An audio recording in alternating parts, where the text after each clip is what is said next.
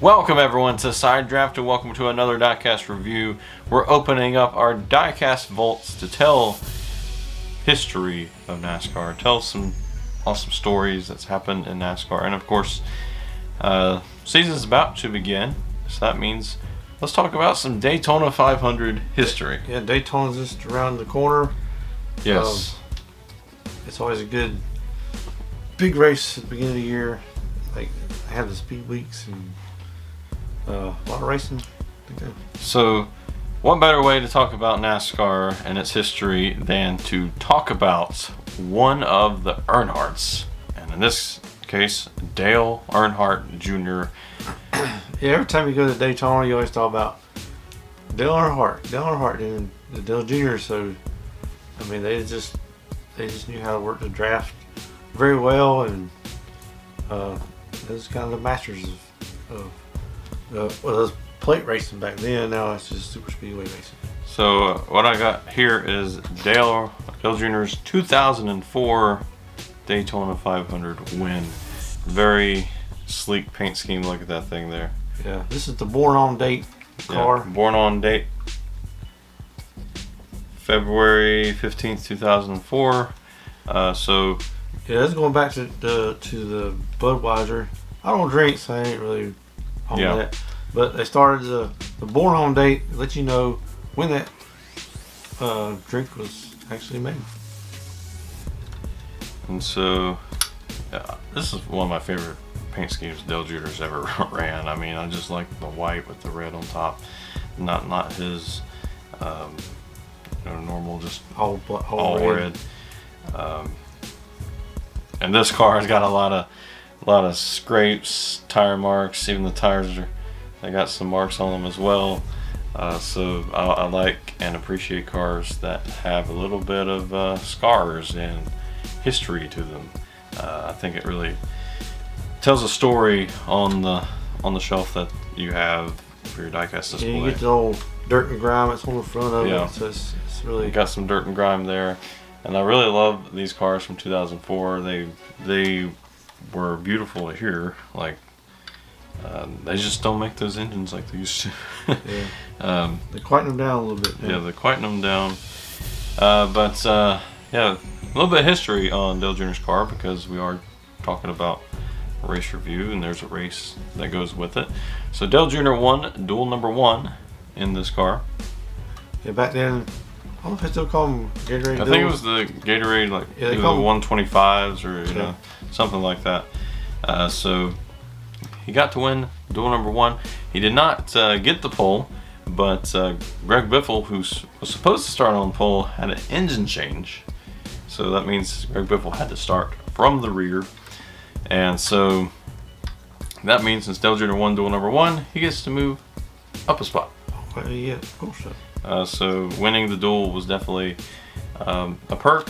He got to lead the first opening laps, led until about lap 30 or so, where Kevin Harvick took over. And pretty much the whole day was all about Dale Jr. and Tony Stewart. Had a moment where Jeff Gordon took the lead, but yeah, it was all about Dale Jr. and Tony Stewart. Definitely so. Nobody could really touch them. Yeah, they worked very well together. Knew how to work the draft and use that draft towards each other. I mean, Tony Stewart, he's always really tough on the restrictor plates and learning how to do the draft. Dale Jr. took the lead on lap 181. He led the rest of the way, holding off Tony Stewart, and he would win his first Daytona 500. He won a total of 2 Daytona 500s in his career, one more than his father, Dale Earnhardt. But this interesting fact about the Daytona 500. About every 3 years, someone that was either related to Dale Earnhardt in some way, like knew him, either was related to him family-wise or was affiliated with him somehow. Because every 3 years, because this race was 3 years after Dale Earnhardt passed away, so every 3 years after that, someone that was affiliated with him in some way won the race. That's pretty interesting. That's interesting, right? So I'm not sure how far that goes, but like you had Dale Earnhardt in 2000, or Dale Jr. in 2004.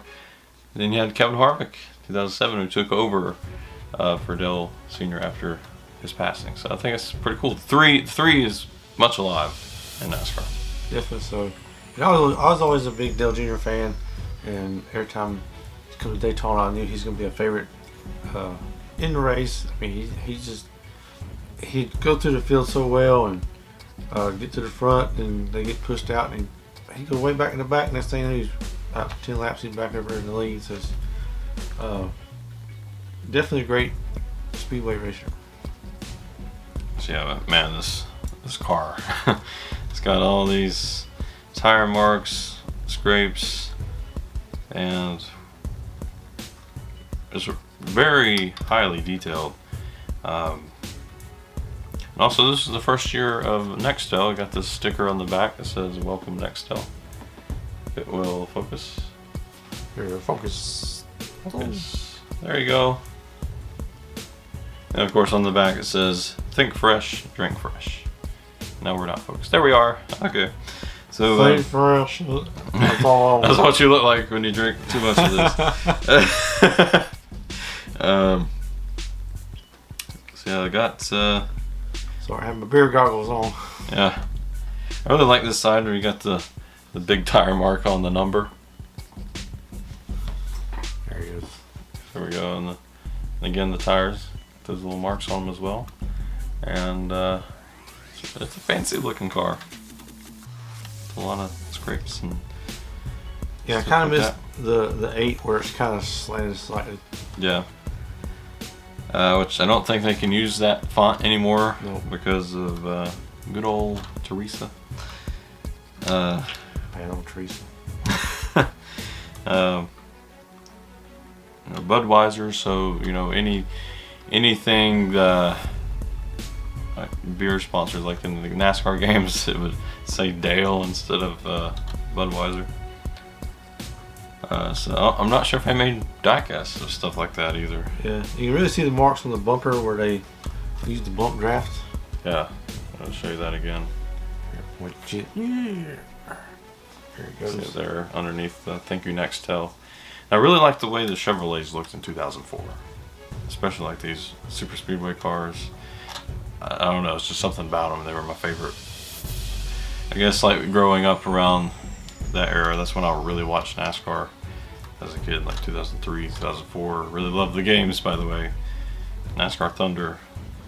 So I guess these cars have a lot of nostalgia that comes with it. So especially like Dale Jr. back then. Then let's see, some other notable sponsors. Got Dracker and Knorr, which was a pretty big sponsor of his as well. Yeah, so there's a cologne. Yeah. Napa. You can smell like Dale Jr. if you wanted to. Yeah, Napa was a big sponsor of Michael Waltrip, which was his teammate at the time. And you got Powerade and McDonald's. Remember when McDonald's had Powerade? That was great. I'm still mad about that if they don't sell that anymore. Ritz, vibing in the Ritz car. It's not a Ritz car. Well, it's good to have a Ritz cracker. Good to anything. Snap-on tools. That's on there as well. And yeah, this is back then they had a lot of sponsors on the side. I noticed a little mark there on this particular car. Got this car on eBay, and it took forever. This was his Christmas present last year, and took a little time to get here. But yeah, it looks like someone at eBay, whoever had it, got a little dent there on it. Well, why'd I have to review this car to see it? I would have never saw it if I didn't review it. Yeah, I did. Yeah, I didn't. You need to take it to the body shop. And let's take a look underneath the hood. You got the Nextel Cup Series. Might have to poke it. Poke it again. That Nextel Cup Series underneath the hood, and then of course the engine, much more detailed back then than they are now. We got where it says Chevrolet on the engine, like on the valve covers there. Well detailed. Yeah, a little detailed. I don't think they really do that. I'm going to have to pop open the newer ones and see if they have any of that. Even got some Poke. I got some Poke. You got Pokemon in there? Even got some like rubber buildup inside the hood. Wow, very detailed. That's detailed.